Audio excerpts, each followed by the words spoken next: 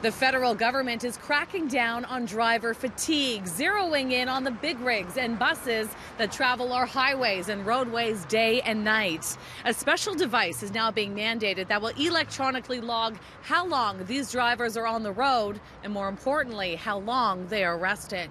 What electronic logging devices will do will ensure that everyone plays by the same rules and follows the hours of service rules. Fatigue is a factor in about 20% of all collisions on Canadian roads, and according to Transport Canada, there's about 9,400 hours of service-related convictions of truck and bus drivers per year in our country.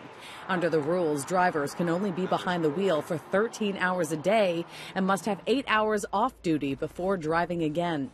So, for example, if I'm stopping for a coffee, I'm just going to press off duty. The new logging devices will do away with pen and paper and will accurately track exactly how long a vehicle is on the road and how long it's out of service. In the past, we had paper logbooks. And paper logbooks, the vast majority of carriers filled them out properly, along with their drivers. Unfortunately, just like we saw in the Humboldt Bronco case, not everyone is following the rules diligently. The driver of a transport truck that slammed into a bus carrying the Humboldt Broncos junior hockey team in April of last year was sentenced to 8 years in prison after 16 people were killed and 13 injured. In this case, a vast majority of the violations related to the trucker's logbook. Mandating the new device is a recommendation that came from the coroner.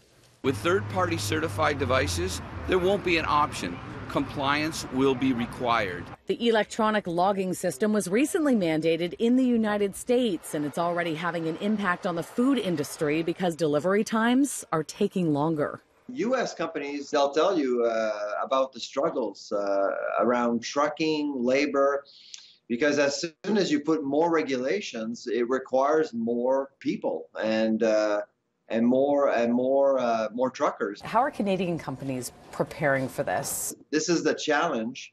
While we're trying to make our roads safer, which is obviously desirable, it's putting more pressure on the logistics required to move perishable foods and regular food products across the country. Ottawa recently made new work rest regulations for pilots and is now looking at fatigue issues within the rail industry. The new logging devices for buses and trucks will take effect in June of 2021.